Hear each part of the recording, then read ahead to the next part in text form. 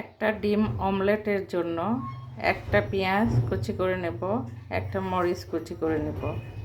এতে পরিমাণ মতো আদা রসুন জিরা পেস্ট নেব, পরিমাণ মতো লবণ, 1 চিমটি হলুদ,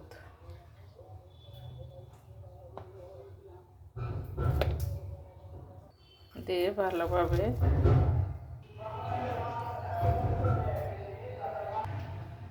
মাথা হয়ে গেলে এতে ডিম অ্যাড করব, ফেটিয়ে নেব।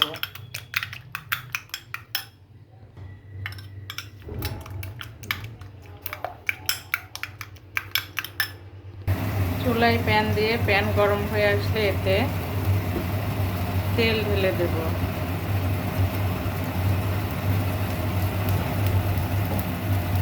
তেল গরম হয়ে আসলে এতে ডিম ঢেলে দেব।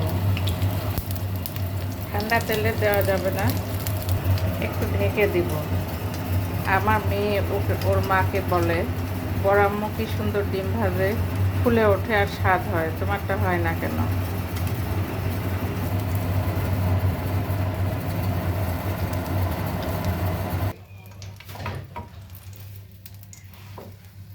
হয়ে গেল ডিম অমলেট বা মামলেট। চুলা অফ করে তেল ঝরিয়ে উঠিয়ে নেব। এভাবে আপনারা রান্না করে খেয়ে দেখেন, অনেক স্বাদ।